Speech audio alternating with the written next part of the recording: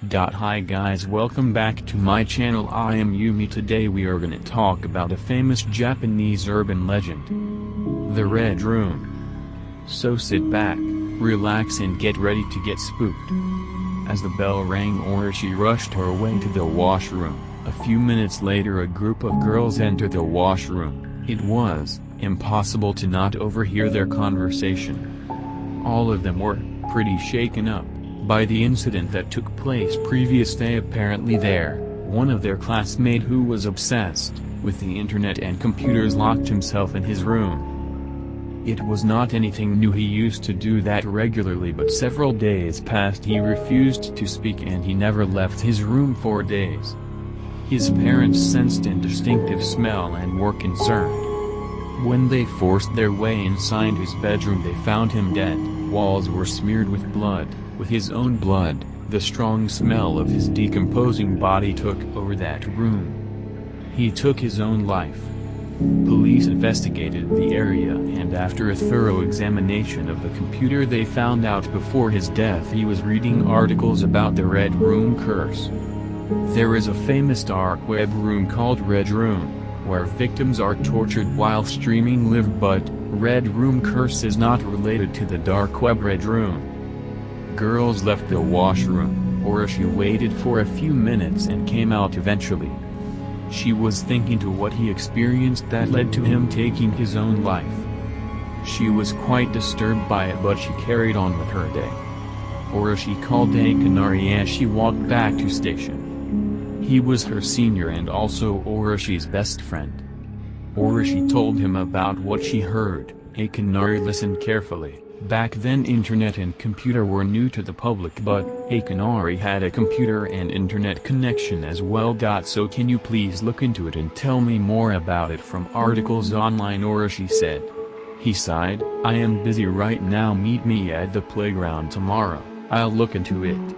Oh, there is a customer, see you tomorrow, and he ended the call abruptly.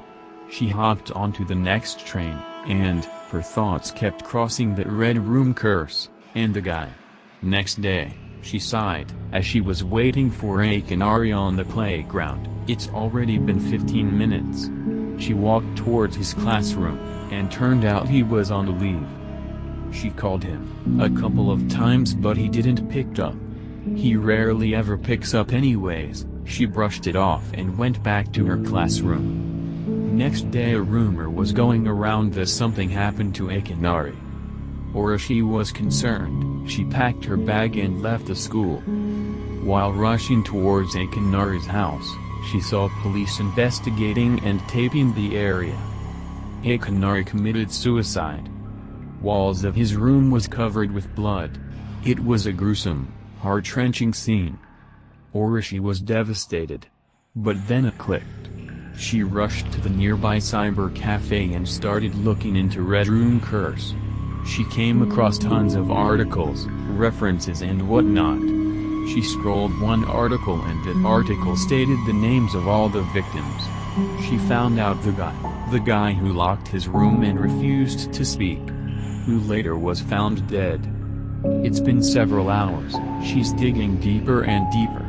She was tired. She got up to have a glass of water, when suddenly she hears, "Do you like the Red Room?" On the screen there popped a bar saying, "Do you like the Red Room?" She paused for a while and then she closed the window. A list of names appeared, names of the victims. As she scrolled down the list she saw that guy's name, and on the end of list, she saw Akinari's name. She freaked out and sprinted towards the door, which slammed shut right in her face.